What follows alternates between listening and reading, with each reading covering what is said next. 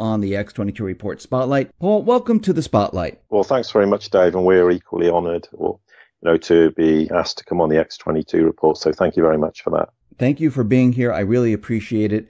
And I wanted to start off, this is the hot topic in the news today, with North Korea.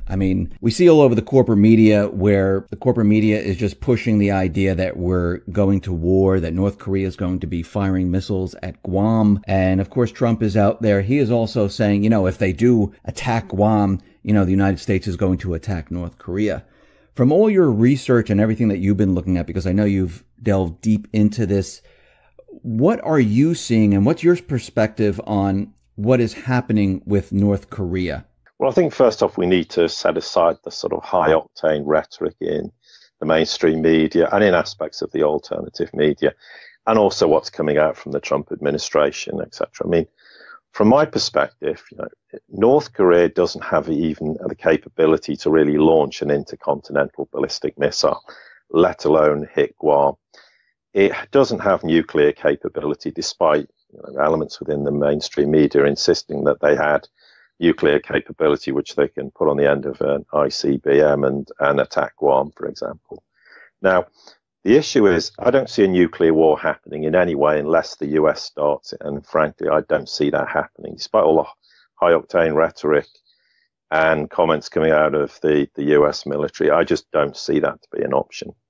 What I would say is I think Kim Jong-un is actually playing games with the US.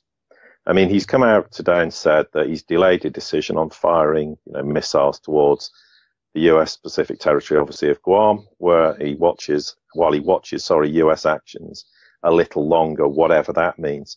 But what he's doing in the process, he has the US running around like headless chickens. He's damaging the US credibility on the international stage politically and militarily because of what he's saying. And in essence, the Trump administration has been sucked into putting pressure on China in recent weeks to bring North Korea into line, whilst China says, excuse me, this has absolutely nothing to do with us.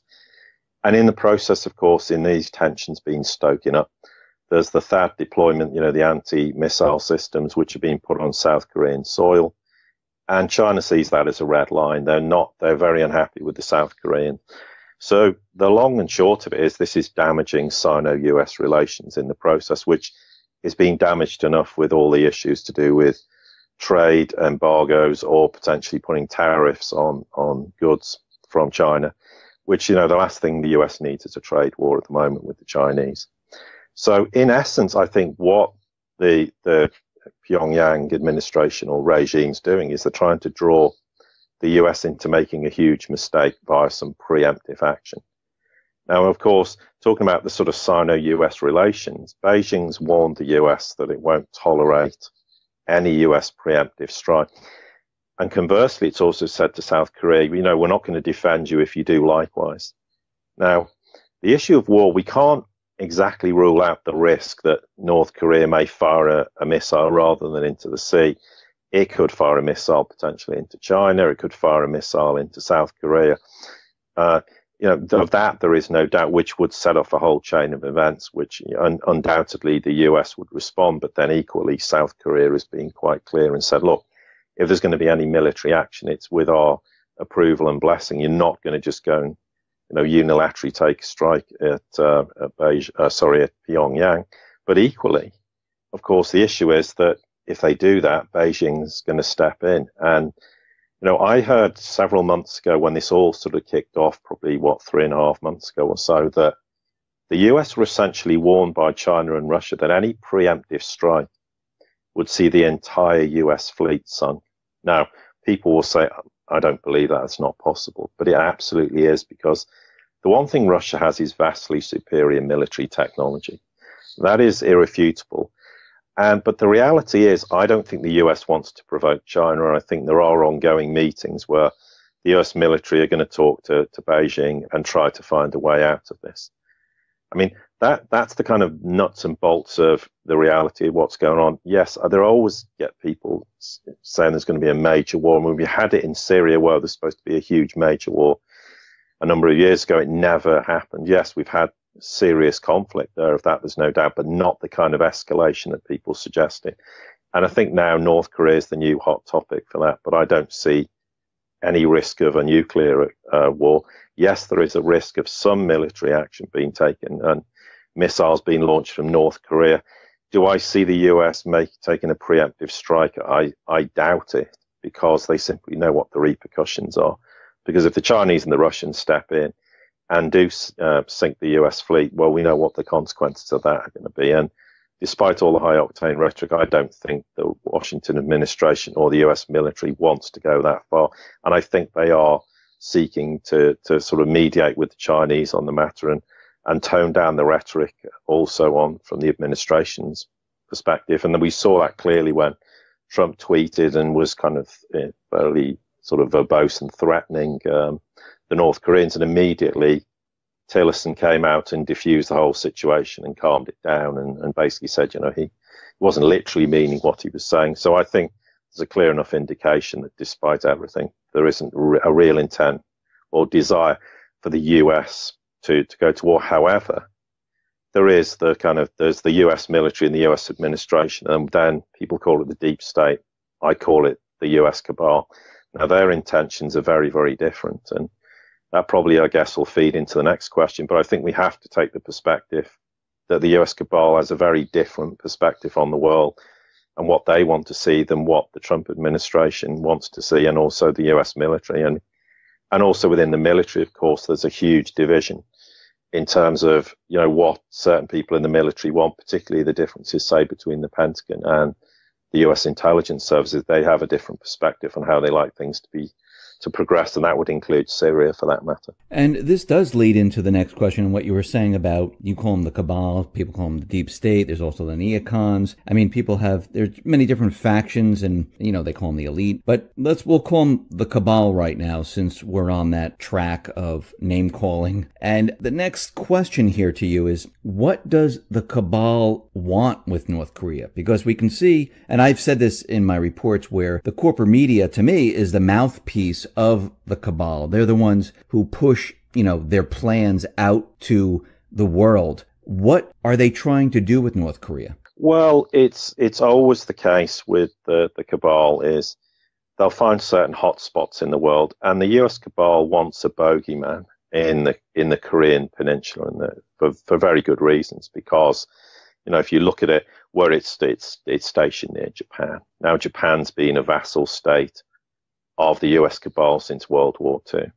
You've got South Korea, who's obviously like a false ally in a way, but it's a justification for the US to have a military presence in South Korea, hence the THAAD missile defense systems. Well, it's great for them. It's arms sales, which is something that, underpins much of what they do.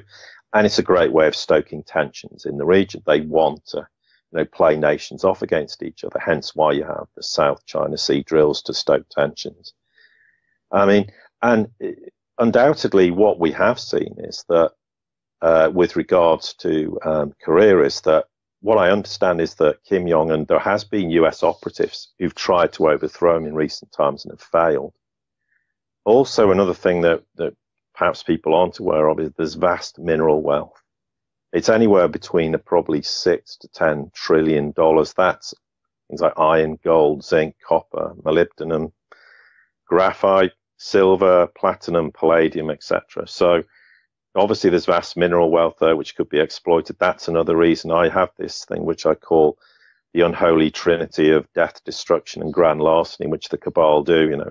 If nations won't acquiesce, there's death. They destroy the nation, steal all the assets, and leave. And we've seen that repeatedly on many occasions. So I suppose the fundamental question is, why is North Korea such a big deal to the cabal now? Because timing's everything. Well, they're trying to puff their chest out on a world stage because they failed in Syria, they failed in Iraq, they failed in Ukraine. And the US cabal is desperate to prevent the multipolar world in the Far East for obvious reasons. They don't want nations such as China and Japan normalizing relations, South Korea and China normalizing relations, North and South Korea normalizing relations. And of course, the problem we have is when the US cabal has this idea, we have this deeply divided US foreign policy between Tillerson and the US cabal. And that's why we hear these contradictions all the time. And I feel that Trump is being very poorly advised by people in his inner circle who are probably being given a lot of duff intelligence in the process to shape the thinking more towards what the cabal wants. And then, of course, just as a little side issue, but all the more relevant, is the fact that we have the US supporting the Ukraine and building this maritime base in the vicinity of Crimea. And then we hear suddenly that perhaps the Ukrainians have been providing missile technology to the North Koreans. So there's this added dimension that puts further pressure on the US now to kind of explain this contradiction in that regard. But that's what I think the basic bottom line is. They just need the bogeyman. There's a vast mineral wealth to exploit, and they just don't want the multipolar world to exist. They are desperate to preserve the unipolar world and keep all these nations at each other's throats. And that way, it's the divide and conquer. And that's how the cabal, not just the US cabal, but other cabals have operated for longer than we care to remember, because that is the only way that they succeed. When you have a multipolar world where nations cooperate and work together, they no longer fall for these games. They're no longer prepared to tolerate being divided and conquered and someone else exploiting them in the process. Now, what are China and Russia? I mean, they have this, multi-plan, I guess, paperwork or draft of this plan that they're submitting to the UN, where they're saying, okay, let's calm the situation down. Let's look at North Korea. Let's look at the US. Let's look at South Korea. Let's all come together. And let's freeze, everything right now. North Korea, stop your missile testing. The U.S., South Korea, stop the drills, and let's talk. What are they trying to do? What are they trying to accomplish in North Korea?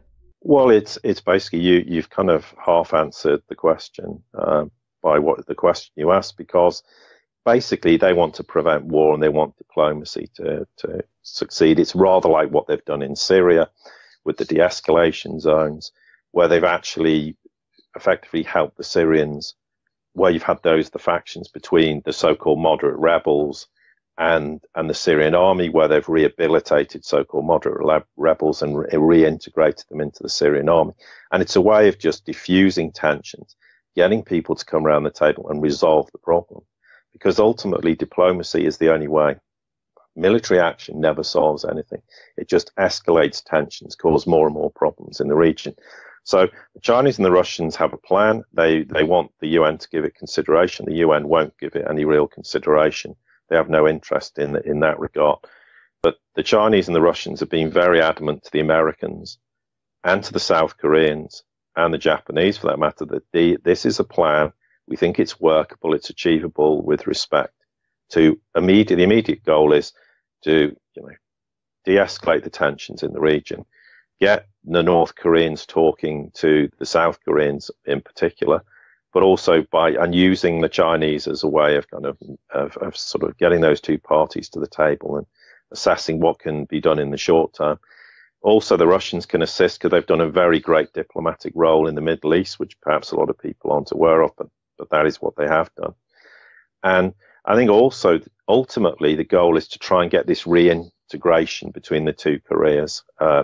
And ultimately, some way down the track is the reunification of the two Koreas. Now, the new South Korean president, Moon Jae-in, is keen for this to happen, as are elements within the North Korean regime. Not all of them, but that's kind of understandable. But certainly there is a desire for reunification to happen. Now, that is precisely what the cabal don't want, because their bogeyman in the Korean Peninsula goes once that happens. And once you normalize relations between the two Koreas, it's game over. I mean, in essence, it will be an end to the US presence there. There'll be no justification for US military to be present in South Korea. But of course, the benefits as well from China and Russia's perspective is, look, we can normalize relations between South Korea and Japan, which have been very tense for a number of years. In the process, already Japan and Russia have been looking to normalize relations through bilateral trade. There's been a lot of Far Eastern Russia Japanese investment, and there's a desire to resolve the long-standing Kuril Island problems which have existed since World War II. Clearly as well, China and Japan, there's a need for them to normalize relations, although there has been improvements in bilateral trade. And also, of course, ultimately, the integration of the Korean Peninsula would feed beautifully into the One Belt, One Road, because all of a sudden you can put infrastructure and rail links through North and South Korea. And also, of course, the Russians have ideas in terms of joining the One Belt, One Road, because they've got Vladivostok nearby. That's going to be a key port in the region was a free trade zone, and liquid natural gas suppliers have announced recently they want to put an installation in there. So overall, it's kind of what they're doing through Eurasia, through Asia, obviously now starting to move into the Middle East, and we can talk in more detail about the One Belt, One Road later on. But it's that policy of normalizing relations between nations, getting them to sit around the table, look at ways of diffusing the problems, eliminating the problems, and working for win-win situations and mutual cooperation. Now, I don't see the US administration objecting to that, but certainly the US cabal will totally object to that, because it's another elimination of a bogeyman. I mean, all of a sudden their presence in the Far East disappears, and with it, their ability to control the likes of Japan, which they have done since World War II, as we said, it goes away in the process. And of course, what it will also do is mean that China and Japan will become integrated again, which is exactly why they made them a vassal state after the war, because that's the last thing they want to see is integration between nations. And this is what they do all around the world.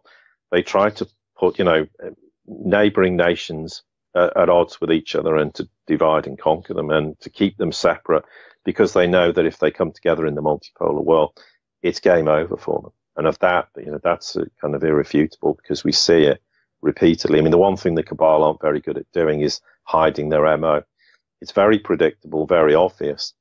And the world's kind of woken up to it finally. It's taken a while. And this is why we're seeing the birth of the multipolar world, because nations now realize as well is if they work together and form these unions and alliances, it makes them strong enough to be able to stand up to the cabal and not tolerate being, run roughshod as they have been for decades and beyond. Yeah, I mean, we can see out in the Middle East, the cabal, I mean, they conquered Libya, well, kind of, Lebanon, Iraq. They were trying to go into Syria. And we have Somalia, Sudan. And now, to me, from when I look at the Middle East, they're losing control. Everything is slipping through their fingers, especially Syria right now, because they were hoping to go to Syria, then to Iran. Now, since they're losing control out in the Middle East, what do they have left? I mean, they were using the Middle East for many different things. One, the petrodollar to keep the system operational. And now that is slipping through their fingers. So what do they do now if they can't hold on to the Middle East and keep these puppet governments, controlled? What do they do? Well, ultimately, it results in their defeat, and it's a part of the component of the death of the Federal Reserve Note. But it's probably worth discussing why the US has lost so much ground in the Middle East, because there's an awful lot of things going on. I mean, yes, Syria is a great example where the US were going in with all the idea of pursuing an Assad regime change. They were going to remove him. And they've had this complete climb down. There's the defeat of Daesh. We're now seeing the US cooperating in these de-escalation zone with the Russians, and despite the public rhetoric, the US and the Russians have had a lot of cooperation behind the scene in terms of what's going on in the Middle East. Yes, there's problems still in northern Syria with the Kurds, and the US have put military bases there. So it's not entirely a done deal, but we're pretty much getting towards the latter stages where the Assad regime, as it's called, but I call it the Assad government, has making huge sweeping gains across central Syria and beyond. And once Aleppo fell, I spoke about this previously, it was the end of the war. In a sense, there was many battles left to continue. But the US has become pretty much a mute force in that respect. And of course, we had the huge chemical weapons debacle a few months ago, where there was all these threats made towards the Assad regime. And notice how that's gone completely quiet. Well, because the realization is Assad was not behind the chemical weapons attack. I absolutely know what it is. At best, it was the Daesh terrorists, but quite likely it could have been the moderate rebels as well. And that's why it's all gone very quiet and no one's talking about it. And interestingly, we talk about a sort of sea change in the mentality in Syria, but the Trump administration has chopped funding to the so-called moderate rebels. Interesting, we talk as well as Russia and the US are involved in talks to, secret talks regarding the ceasefire in southern Syria and the creation of these de-escalation zones. And this is in the borders with Israel and Jordan, but also Israel are part of these discussions. And it's worth mentioning about Israel because as much as there's a lot of accusations of their involvement in the Middle East, the one thing they've gone very quiet about is to do with Syria. Yeah, there was some incursions around the Golan Heights where they set off a few missiles, which was extremely unfortunate. But that's largely, stopped. They've been very quiet over the whole Qatar issue, which we can talk about in a minute. And for me, they've largely sort of gone very mute as well, which I think is quite telling. I mean, yes, there's still a bit of rhetoric towards Iran, but even the Trump administration has largely gone very quiet with regards to Iran. Occasionally you get something will flare up, but very quickly it dies down again. And then, of course, if we look at Iraq, there's the defeat of ISIS/Daesh, and Iraq wants the US out, and they want China and Russia in. They want Russia in to assist in military operations, and they want China to be there to help rebuild the nation and also integrate them into the One Belt, One Road. And then, of course, Qatar is a really interesting example of how things have changed so much because, yes, Saudi came out with this very rash statement regarding Qatari's involvement with terrorism, and yet failing to realize the irony is that they're one of the biggest sponsors of terrorism in the Middle East, and they got the support of some of the GCC nations. But very quickly, that's gone very mute, and there's, already some of the GCC nations are allowing Qatari, airways or aircraft to fly over their airspace. And why has it all changed is because Iran's backing Qatar. Turkey's recently had some military exercises with Qatar and has a military base there. Russia's kind of in the wings, providing support, but in a diplomatic sense, rather like the Chinese are. And again, it's kind of the same example of what we saw in North Korea, we're seeing in Qatar, where the Chinese and the Russians are saying, look, we need to have diplomacy. And a lot of the European nations are also joining in, like Germany and France, saying, look, we don't, there is no need to have war. This is a ridiculous scenario, and it's something that we simply cannot tolerate. So in the process, that's another kind of sea change where I think at one point the Saudis imagined that they'd have US support to go into Qatar. And the US said, well, of course, that's not going to be possible. Never mind the fact we have our biggest military base in Qatar. We're simply not going to get involved.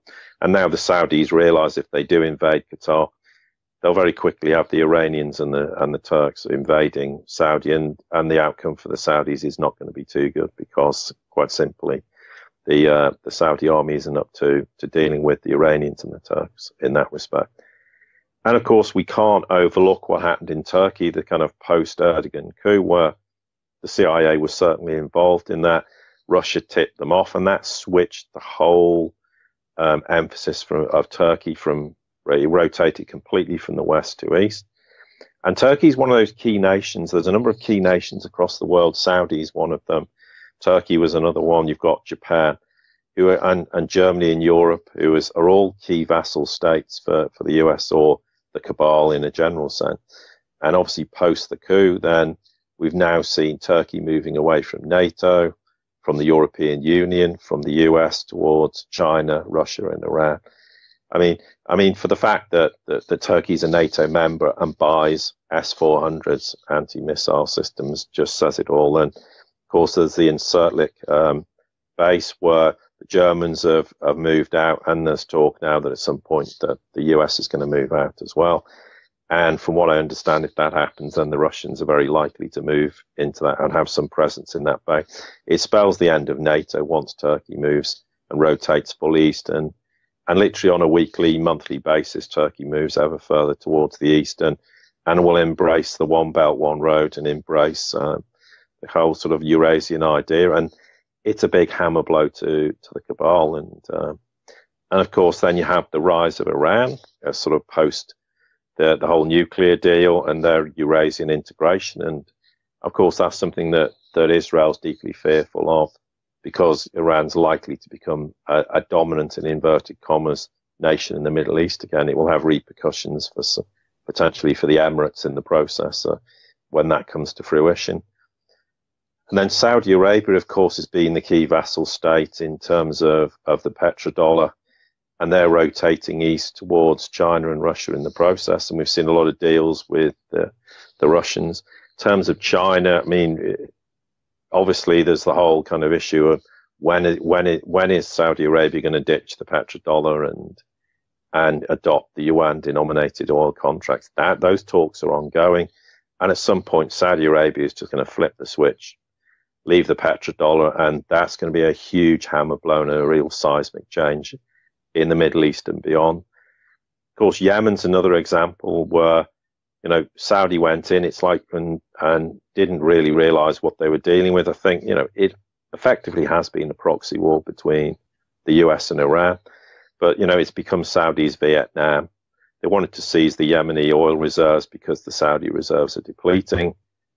And also the cabal want to support that because it helps to preserve their petrodollar complex, or so they thought. And then if we talk about Bahrain, they've got bilateral ties with Russia. They're expected to receive deliveries of LNG under a deal with Gazprom in Russia by, well, I think within the next year or two. Egypt, as much as they back Saudi over this whole sort of Qatar debacle, they've got bilateral ties with Russia, and they want to join the EAEU, that's the Eurasian Economic Union, under a free trade agreement. And Russia and Egypt signed, you know, $1 billion arms deals for MiG fighters and air defense systems and helicopters, etc. And then China, we should never overlook, and Egypt's a great example where, you know, that they've, I think now in the first half of 2017, the trade between the two nations is about $5 billion. Now, interestingly, and this feeds into something we can talk about in the One Belt, One Road, but China's exports to Egypt decreased by about 20% year on year to around 4.5 billion of that 5 billion. But interestingly, Chinese imports from Egypt have increased by about 300%, which I think is quite telling in how China's economy is rotating. And then you've got anti-terrorism cooperation between Egypt and Russia and China. And the Uyghurs have been deported from Egypt to China, and they're a bit of a thorn in the side, whatever, from the Chinese perspective of committing acts of terrorism. They've been known to have turned up in Syria and are fighting on the side of Daesh. And there's a little bit of concern from the Chinese that at some point they may go home and start committing acts of terrorism there. But there's been cooperation between the Egyptians and the Chinese. And that's just a kind of very small look about many things that are going on and why the US has lost control of the Middle East. And it was said to me, and it may sound unbelievable to a lot of people's perspective, but the US and the Middle East are now a persona non grata, and apparently no one really takes them seriously. No one's not that interested in what the US has to say anymore. And that is a kind of classic example of how the unipolar world is failing and the multipolar world is gathering pace. Doesn't mean that all the problems in the Middle East are going to go away overnight. It's a long gestation period to move from the unipolar world to the multipolar world. But the few examples we've discussed here gives a clear indication of the enormous changes that are coming about in the Middle East, which has been one of the kind of key battlegrounds for the cabal for decades and beyond, certainly since the end of World War II. And there was the big plan, of course, to redraw the map of the Middle East. And as you say, there was moves to conquer Iran and to conquer Syria and to redraw the map. And of course, that's failed and in tatters. And it's another example of why the cabal have completely failed in all attempts to implement their policies in the Middle East. Now, from what you've been saying here, it sounds like everything is moving from the west to the east. I mean, especially in the Middle East with all the countries that you mentioned. And then we have the sanctions that Congress voted on, and they presented to Trump, and he had to sign it. I mean, really, even if he didn't sign it, it still would have gone through. But it looks like he had to sign this because otherwise, I think the corporate media would have jumped all over him. Now, the EU, they were out there saying these sanctions are not going to help. They rejected the sanctions. They said this is going to hurt Europe. And we can see from the sanctions the United States has done before, it has hurt Europe. It hasn't gone well for the economy throughout Europe. Now, is Europe starting to move from the west to the east? Is this what you're seeing? Oh, yes, very, very much so. I mean, If we look at Europe, you made a great point. Obviously, in a kind of post-coup Ukraine world, obviously the attempt was to demonize Russia. They wanted to draw them into a war in Ukraine, and it failed. They then implemented sanctions, thinking that Russia would collapse, but Russia had telegraphed this move and knew full well what was coming. And they obviously put counter sanctions on Europe, but Europe's the one that suffered greatly. I think what was said was for every $2 that Europe lost in terms of sanctions, I think it affected the Russians by $1. But the thing that the Russians did very intelligently was diversify their trade. And they said to effectively to the US, well, if you're going to exclude us out of Europe and you want to put sanctions on us and you want us to de-dollarize, fine, we'll de-dollarize. And we saw the acceleration in de-dollarization, and they went inside trade agreements with nations outside the European Union. And now the European Union is realizing, well, hang on, we're suffering greatly at the hand of these sanctions. And Germany is a great example, which we can talk about, because German commerce and trade is furious with these sanctions. They have thousands of companies in Russia, and Russia has likewise a significant presence in Germany. Not quite so many companies, but certainly hundreds of companies. And both of them are suffering, but the Germans have particularly suffered as a result of this. And yes, the latest US sanctions from Trump was certainly forced into it, because if he hadn't signed it, people would have then just jumped again on the Russophobic angle and accused him of being, in collusion with the Russians. So the mainstream media would have ripped him apart. But also, of course, perhaps even more telling was the fact that Congress put clauses in these sanctions, which basically meant he couldn't just tear them up, and at any point in future, he'd have to go back to Congress and negotiate some way of removing these sanctions. That was a clear indication that he lost control of Congress and they were dictating to them. Now, of course, the knock-on effect is, and we know why this is coming about, is there's an energy war going on. And the US wants Europe to buy its LNG, which is considerably more expensive. And they want to push Russia out of Europe, hence why they want to end the Nord Stream 2 pipeline by putting sanctions on anyone who invests more than a token amount of $5 million. Therefore, they're trying to put an end to it.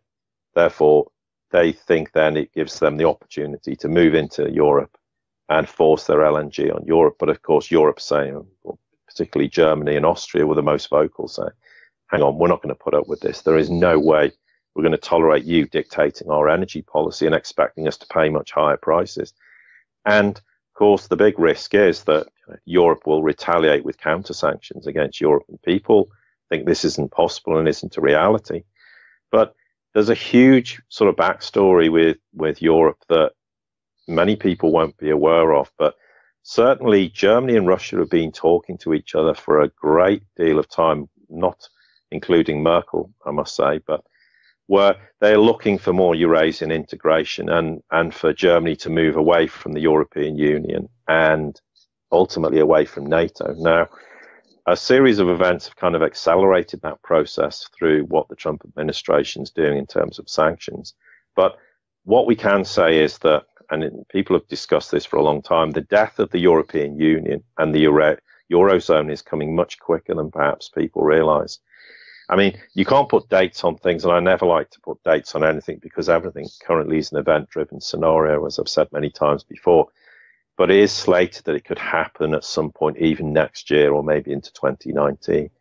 And what's going to replace it is the birth of what I call a new European model, where nations trade with each other in a win-win scenario, basically what the European Common Market was when it first started. So we see the end of Brussels, the loss of sovereignty and centralized control.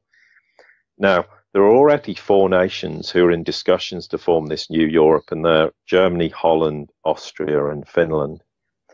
And they're all going to go back to their old currencies. At one plan, there was an idea to have a kind of, a currency alliance between these nations and call it something like the Nordic euro. And I think the idea was, hang on, it's going to be a bit painful for people to go back and consider to have a currency that's associated with the euro, given what's going to happen with the European Union and the euro in the foreseeable future. So they said, okay, let's go back to our old currencies. So you've got the Deutschmark obviously for Germany, Gulden for Holland, shilling for Austria and the marker for Finland, and they're all going to be gold-backed currencies. Now, as we say, Germany's been in secret talks with Russia about this integration into the Eurasian axis. And this is the one thing the cabal have feared. And if you look at policy since World War I, there was a real desire to make sure that Germany and Russia never had any integration, because once you have that backbone through Europe and the Eurasian integration, it's a hammer blow for the cabal, which is why they made Germany a vassal state, why we had the Versailles Treaty, which crippled Germany, which obviously led to the Weimar Republic and the birth of Nazism. Okay, Nazism failed. And what happened is, we 30 years later have the birth of the European Union, and people may not agree with me, but it's quite clear we're not having armies stomping all over Europe. But the idea was to have a centralized currency and Brussels edict, which controls nations in terms of their laws and rules and regulations and removes their sovereignty. Well, that's the backbone of what Nazism was supposed to achieve, but it failed. So they went away and came back 30 years later and had another bash at doing it. But it's always, and in the process, of course, people think, well, Germany was a great winner in the European Union, but they're always on the hook for all the debt. So if the European Union goes down, Germany would go down as well. So it's not a plain sailing for Germany in that respect. And they've always wanted to keep Germany in tow, which is why we had the US military presence in Germany after the war. And of course, now we're starting to see the kind of mutterings of a European army. Now, I know there's people in the alternative media who've put this across. This is another cabal kind of military organization or army. But the fact is, they don't need one. They've already got NATO. Why do they need to create a European or a EU army? The reason there's an EU army is precisely because NATO is going to leave. And at some point in the future, as the European army kind of comes into existence, you're going to have Russian integration into that. Russia will be part of the European army, which sounds outrageous to most people, but that's what's coming down the track. And France will be dragged along in tow with Germany, but maybe less so than we thought, because Macron was not the kind of cabalist shoo-in that people expected. He's got no desire to upset China and Russia. He's supportive largely of Russia in Syria, not entirely, wants integration into the One Belt, One Road, and knows that the end of the EU is coming. And of course, we're also seeing the integration of Europe already into the One Belt, One Road through nations such as Portugal and Greece. It's early days, but there are certain indications that they're wanting to sign trade deals with China. And what's interesting, when we had one of the many times that Greece was on the verge of collapse, they were about to leave the European Union and be backstopped by the Russians and the Chinese, and Washington interfered and said absolutely no way, and they backed away, and Greece carried on with huge bailouts and just crippling their economy further. But that was the plan, and we're already now seeing that particularly with the Chinese, the Greece are trying to sign trade deals to try and reinvigorate their economy to some extent, although obviously they're so debt-ridden, there's no way they can escape those debt levels in the current European Union. Now, Brexit, another great example. Yeah, Britain leaves the European Union and everyone's getting bent out of shape about it. But in reality, it's a nothing, because it's just EU technocrats and UK parliamentarians having this pointless debate about an EU which is going to be wound up and dissolved anyway in there. So I kind of don't particularly care too much about what happens with Brexit.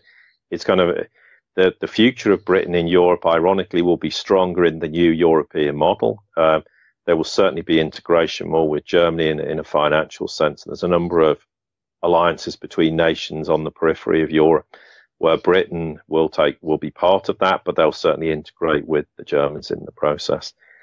Of course, we're also going to start to see more and more of a backlash against the whole immigration policy through refugees coming from North Africa, for example, through Italy, and obviously previous to that it was through Syria and through Eastern Europe.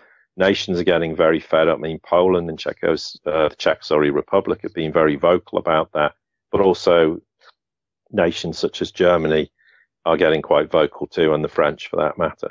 Now, ultimately, we'll see the whole map of Europe kind of redrawn. Old alliances will be reformed. You'll see, for want of a better word, the rebirth of a kind of Austro-Hungarian empire, which is obviously Austria, Hungary, the Czech Republic, Slovakia, parts of northern Italy, including Tyrol. You've got parts of Romania, Slovenia, Croatia, Bosnia, and Serbia.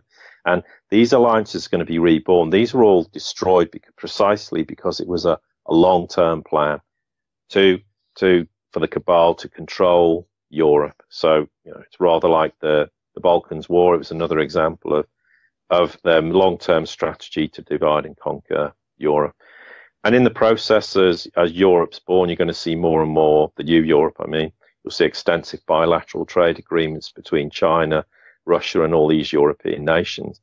And in a very broad sense, that's why we're kind of seeing now a two-phase Europe. You're seeing the old Europe run by the technocrats via Brussels, who are largely completely out the loop. I mean, there's negotiations going on that they're not even privy to or part of, and they're absolutely furious because they don't really understand what is going on. But behind the scenes, there's the birth of a new Europe, and the Europe that Europe should have always had. And in the process, that Europe will beautifully integrate into the One Belt, One Road, and where the vision is it will stretch from Lisbon in Portugal in the west all the way to Vladivostok in the east, and obviously north and south of that. And that's the end goal, and why Europe is rotating, and why Germany has been in talks with Russia for quite a few years in terms of this reintegration. Now, Germany is now starting to have the opportunity to kind of flex its muscles a bit and break away from being a vassal state of Washington. Although, admittedly, of course, you've still got Merkel, who's obviously the chancellor. Therefore, that poses its own problems. But at some point, Germany will make that break in totality. And then the cabal's worst nightmare, and I've coined it it's like the Berlin, Moscow, Beijing, Eurasian axis was part of the One Belt, One Road, and you can factor in Tehran into that now. But their biggest fear was Germany and Russia integrating. If you add China into the equation, it's game over for them, and they know full well that's the case, and why they're desperate to foment, situations such as North Korea, because they're just trying, because war's the only answer they've got now. They've lost the economic war. The only thing they've really lost the financial war, or losing it in respect of the dollar. And so militarily is the only option they've got, but they've been thwarted on so many occasions. I mean, as much as anybody being killed in any conflict is hugely regrettable, they haven't achieved their objectives, as we said, in the Middle East and also in Ukraine, for example, despite the ongoing civil war there, which is hugely regrettable. But what they actually envisaged and thought they could achieve in these nations has never come to pass. We see what's happening out in Europe, and we see that countries are moving from the west to the east, and we see the birth of the One Belt, One Road system. What happens with the U.S. now? Is the U.S. looking at the One Belt, One Road? What happens to the dollar? Is the dollar doomed at this point? Because if everyone is shifting, they're shifting away from the dollar. So, well, yes. So, well, of course, I mean, the ultimate objective, I mean, with regards to the One Belt, One Road, is that is really, as I say, we've had the economic war, and the West lost it, or in terms of zero interest rate policy and QE, they've lost militarily. So they're really, in a sense, the war now is over the dollar. Now, China and Russia have chose to avoid direct confrontation and will allow the US to shoot itself in the head, foot, torso, and arms in the process. But China and Russia know the US dollar's in terminal decline, and they merely brought about a non-US denominated world, in a sense, the backbone with the One Belt, One Road, the AIIB, the New Development Bank, there's the SIPS payment system in China and the MIR in Russia, and all the bilateral trade deals they've signed, extensively over the last 2 or 3 years particularly. But China and Russia don't hide the fact they want to bring an end to the capitalists and their potent weapon of destruction, which is the dollar. I mean, that's the whole basis. Until the dollar dies, the cabal will always have an element of a stranglehold or the capability to foment problems in the world. Once the dollar dies, it's game over for them. And that is certainly, we're seeing the decline of the dollar. When is it going to happen? People keep asking that question. It doesn't matter. It's not a time-driven event. In that it's just an event-driven scenario. We're seeing the dollar weakening as more and more nations turn away. And as we said, if the Saudis ditch the petrodollar and adopt the yuan for oil contract, that is a hammer blow in every sense of the word.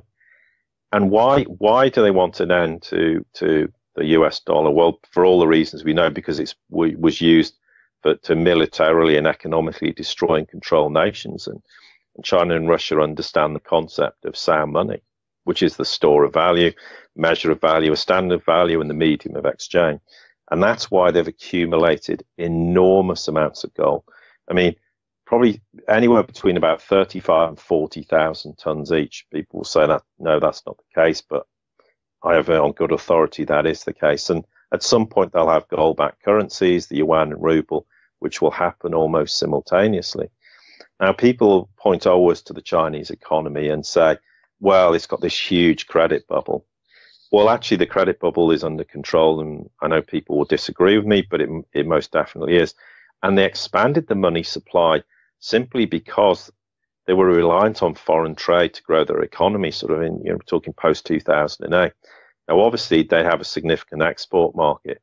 If they'd adopted the sound money policy, then it would have led to a declining Chinese economy, and they'd have lost anywhere maybe 50 million or even more jobs. The Chinese simply couldn't take that risk. So, yes, they had a credit explosion, for want of a better word, but I think they do manage it, and they're managing it pretty well, despite all the Western commentators. Now, China's rotating their economy, whereby the focus is now on the internal economy with significant changes in terms of infrastructure, technology, and goods. But they're also managing, as we said, the credit bubble in the process. However, China was worked this out, and they saw the US model and went, well, it's fine to be a consumer, but you need to also have an export market and also manage your assets overseas. The one thing the Americans didn't do is invest overseas. So what China said is, okay, it's not sufficient to have a thriving export market and rotate our internal market as we had to do as the economy grows and we move hundreds of millions of people into the middle class. They wanted to have a stake in the supply market. And that's why we're seeing this rapid birth of the One Belt, One Road in the expansion of the Chinese economic model through Asia into Europe, as we said. Now, the One Belt, One Road model is pretty self-explanatory, but it seems to be lost on many in the West. And really, it's to bring about the rapid reindustrialization of Asia, including all the critical infrastructure, such as rail links. I mean, it's hugely beneficial already for China because they can send goods to Europe via rail in less than 10 days. And also, it's a win-win situation for Europe because they can export quality goods and machinery that can be shipped the other way with considerable cost savings. And to put this in context, in 2016, there was around 1,800 freight trains made this 7,500 mile journey. That was more than double the figure in 2015, and it's expected to grow, maybe even double in 2017. There's the Maritime Silk Road, that's rarely spoken about, but is equally important, and that includes nations of the South China Sea, hence the need to calibrate the Korean Peninsula for that very reason, to normalize relations. You've got the South Pacific, the Indian Ocean, and that will expand to Europe via the Mediterranean. You've got ports such as Gwadar in Pakistan and Mombasa in East Africa. They're already integrated into the One Belt, One Road. China's got a military presence in Djibouti. And they're going to obviously expand all these rail links from Mombasa to Nairobi and Kampala, which is in Kenya and Uganda. And Africa, as we know, is an asset-rich continent, and China's been there developing these assets for well over a decade. And at some point, they're going to be ready to transport via the rail to Mombasa for shipment to Asia to enable this reindustrialization we spoke about just now. But as we say, the issue is that this Eurasian continent was always seen as this major threat. And this is why we're seeing this whole recalibration where nation after nation is reorientating itself, is making up with and resolving the problems and differences it's had with other nations. And in the process, it's a win-win situation. Everyone gets to benefit. But ultimately, China's very intelligently looked at the US and went, well, the one thing you didn't do is invest overseas. You didn't. And that's why China's bought all these assets up, so they can be part of the supply chain, they can be the consumer in the process, and they can also still manage an export market. So it's a win-win-win situation from there. And then, of course, we had the development of the Shanghai Cooperation Organization, and that now includes, obviously, India and Pakistan, and with all the kind of satellite nations who are partners and observer state, and obviously Far Eastern nations who have strong economic ties. It's roughly probably about 4 billion people now out of the 7 billion roughly in the world. At some point, Japan and South Korea are likely to join the Shanghai Cooperation Organization, hence why, once again, you want to resolve the issues in the Korean Peninsula. And at some point, Iran will join, and Turkey also. It becomes a very strong unit, which is a counterbalance to NATO, and is another example of how they build this non-cabal multipolar world in the process. Now, you make the valid point, where does the US fit into all this? Well, thus far, the US has been completely resistant. It hasn't joined the AIIB. It hasn't got much incentive to want to restore and normalize trade relations with China. Russia's completely impossible. I mean, even if Trump wanted to, there is no way he could possibly consider normalizing trade relations with Russia, because quite simply, the impeachment process would accelerate hugely as a result of any action where it's seen as he has any collusion with them. The question is then, and we come back to in terms of the finances then and the financial position in the world, the problem we have is that from the US perspective is the US dollar's dying. Of that, I think is irrefutable. And if we look at, in terms of the future, in terms of a financial crisis heading our way, well, yes, most certainly. We have an economic illusion of the markets, a higher Dow. It's all been propped up. There's share buybacks, central bank intervention. There's algos and high-frequency trading and a declining retail participation in the markets. And then we have the economic reality. I mean, in the US, 90 to 100 million economically inactive people, 45 million on food stamps, and those figures are being rigged. I mean, they started to move people out of that category. Simply so they could massage the figures and make it look as though that was decreasing. US unemployment is probably 20 to 25%. There's enormous debt bubbles, student loans over $1 trillion, auto loans over $1 trillion. And when we have bloated central bank balance sheets with toxic asset, and the Fed's $4.5 trillion balance sheet, who is going to buy those assets? Nobody. That's the reality. They're never going to be able to get rid of them. And the Bank of Japan has 70% of Nikkei stocks. That's got a balance sheet of $4.5 trillion. You've got the Swiss National Bank with 85 billion of US stocks. You've got corporations buying up US treasuries because no one in the world wants to buy US treasuries. You've got the Exchange Stabilization Fund acquiring dumped US treasuries and hiding them so people can't see what's really going on in terms of the dumping of US treasuries. The European Central Banks is running out of bonds to buy. I mean, it's buying corporate bonds. It's now saying QE is going to carry on for at least the next 2 years. And their balance sheet's bigger than the Fed's. And obviously, the Bank of Japan is about 4.7, 4.8 trillion. So the US economy, and I hate to just pick on the US, but given the US has the world's reserve currency and the dollar's dying, but look at the federal government tax receipts and their expenditure. There's a 2 trillion deficit. Ironically, it's been widening ever since the end of the gold standard. No surprise, of course. Why? Because that just allows government spending to go out of control. The US recently reported a trade deficit of 580 billion. I mean, astonishing figures. You've got a retail sector that's in collapse. You've got a weak manufacturing base. And then you've got the total revolving credit owned and securitized is now back to pre-2008 levels, around $1 trillion, after it fell to about 800 billion in 2011. And then you've got the non-revolving credit, and the figures since 2008 are astonishing. It's risen from $1.6 trillion to around $2.8 trillion. And that's the sharpest rise since data was recorded now. The non-revolving credit, if anyone's not aware, that's in home loans, car loans, business loans, and revolving credit. Relates to credit cards and home equity lines of credit. The subprime crisis is coming up again. It's worse than 2008. The shale oil industry's got junk bond status large, and there's a huge risk of default. US home ownership, which was once seen as one of the bedrocks of the US economy, is back to 1967 levels. You've got the state of Illinois, which is in total disarray. It's losing jobs, residents, and capital due to inefficient governance, which relates to high taxation and all the regulation and economic planning. It's got an enormous pension shortfall. The state of Illinois is far from unique in this regard either. And then we have obviously de-dollarization in the process, which is accelerating rapidly. And at some point, when the US no longer is able to export its debt base, what's going to happen? Well, the US dollar will collapse and die, and it'll be replaced by whatever we can call it. I call it a US Treasury dollar. It's going to be significantly devalued.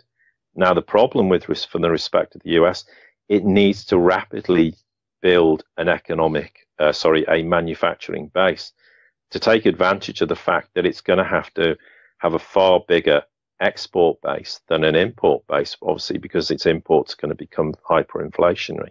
This is a huge problem that the US faces, and it's not doing anything currently to address it. Yes, the Trump administration said we need a huge infrastructure program to rebuild roads, railways, etc., and it'll cost $1 trillion, which probably means it's $2 trillion. But no one's prepared to finance it. I don't see there's no evidence anyone's prepared to finance, and that's basically because no one will buy US treasuries anymore. So that's a huge problem that the US faces. And of course, in the process, not only does the US face internal problems, but Europe, without a doubt, Italy is probably the nation that could bring the European Union down more than anything. It's the third largest economy. It's certainly got a failing and a failed bank system. I still envisage we'll see a collapse in oil prices, which will seriously impact the US more than certainly Russia and the Middle East and Asia, although it will impact Saudi. And I think $20 per barrel could be coming. There's an oversupply, bloated inventories, and I think you'll see a renegement on this OPEC production cut agreement. Already we're seeing nations like Libya who are backing away from this. I think the Iranians will certainly up their production level. So all in all, yes, it's an inevitability that there is a financial collapse at some point. And the US being the holder of the world's reserve currency and the biggest debtor, of course, I mean, it's got who knows what in reality the unfunded liabilities are. Some people say it's 200 trillion. It's got 20 trillion of debt, and all the attendant problems, when we've just covered a few of them, in today, that we could talk for hours about the state of the US economy. It doesn't bode well for the future. But it is the only way ultimately for the cabal to die and to be eviscerated in totality. The US dollar has to die and collapse, and that is precisely what is happening, and that is precisely what the One Belt, One Road is, and why the nations are rotating away from the West to the East. Does the US have a brighter future? Yeah, I think it does, but it's a long-term project. The US needs to reindustrialize. It needs to build its base and rebuild the trust with the rest of the world. From my perspective, it's perfectly achievable. I think the US people will want to rebuild the nation, and it becomes a great, strong nation again amongst equals, not a nation that's dictatorial and hegemony. Those days have gone. That might be a bit of a surprise for a lot of people who live in the US that that's what's coming. But the challenge is there, and the US needs to rise to it, and it can become a great nation because the world will be a far better place with a strong US nation amongst equals, and who, what a great scenario we could have in the future, whereby if we do have terrorist problem, and I think the terrorist threat will still be here once the cabal have gone. That's the kind of the new hot war in a sense, along with cyber terrorism. I think they're both serious problems that need to be addressed. But what a better way than the US cooperates with China and Russia on a world stage and goes in and deals with problems. And if they had worked together in the Middle East with respect to Syria, the war would have been over a long, long time ago. It's a simple fact. The US has the capability to assist, and that's the world that the US needs to aspire to and look to be part of and integrate into in the future. Paul, I just want you to get your opinion on the street level for the everyday person. You're talking about the dollar dying, and we're going to have to rebuild and bring manufacturing back. When this happens and the dollar is no longer the reserve currency anymore, I mean, for the everyday person that's on the street, I mean, is their way of life, is it the same? Is it different? What happens here in the U.S.? Well, the problem is it'll be, to varying degrees the same, not just in the U.S., but of course, paper assets become relatively worthless by however much the U.S. currencies devalue. I can't give anyone investment advice, and I'm certainly not going to, but The obvious thing is to invest to preserve your wealth, is to invest in gold and silver. There's a big debate about cryptocurrencies, and people seem to believe you have to be either in gold and silver or cryptocurrencies. Well, I'm comfortably in both camps. However, I think the future of cryptocurrencies and blockchain is it will revolutionize the world in many respects. But at the moment, we're in the kind of first generation. It's like the internet of the 90s. It's got a long way to go, but the second and third generation iterations will come to pass soon enough. Russia and China are part of that. There are other people. People will disagree and think it's not going to happen, but we will have asset-backed cryptocurrencies that will be decentralized. They are the future. I'm not saying people shouldn't invest. It's you make your choice, and you pay your money, and you take your choice. But but I certainly do see a future. So if second and third generation cryptocurrencies come about, that's something people may want to consider, but they need to preserve their wealth as much as possible, because certainly in a devaluation, paper assets and money is going to be naturally devalued. So of course it's going to impact hugely on the American way of life for many people. But the one thing is the internal market will become a lot cheaper. But the problem is the US is far too dependent on the the import market, which is going to be seriously damaging for them, and why they need to rotate their economy, start to become a vibrant manufacturing base as it has been in the past. And to be able to then take advantage of the fact they have a devalued currency and become vibrant in the export market. And there's no doubt about it.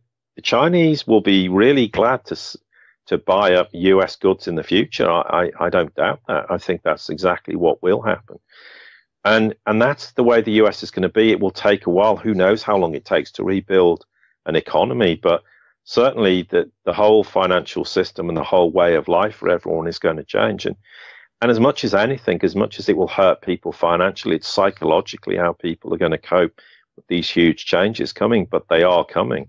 When they're going to happen, I can't tell you, and I don't put dates on things, but I would certainly say in the last 2 or 3 years, we've accelerated a lot more towards a world of de-dollarization. I mean, if you'd said this back in 2013, 14, people would have looked at you and thought you had 3 heads. They just simply wouldn't have accepted it. But I think there's a realization now that, yes, this is happening. I mean, certain people will never accept that the dollar will die. They just think it will remain forever the world's reserve currency. Well, there's a historical perspective that says that's simply not going to be the case. And the problem the US has done is, as much as it has fueled growth in nations across the world through recessions, in the process, it's just become more and more indebted. And there comes a point when that indebtedness is impossible to manage, and we're quite literally more or less now at the breaking point. And in the process, of course, as nations are de-dollarizing, it just weakens the dollar's grip on the world, and that is getting weaker and weaker, literally by the day, week and month. And as much as people may think it's not a reality, from my perspective, it very much is. And people need to make some kind of preparation. As admittedly, there's a lot of people probably who can't because they don't have the financial wherewithal to do that. But if at all possible, people need to do that, because we all know what happens in a world of devalued currencies. Just look at, and it may seem an extreme example, but look what happened in Venezuela.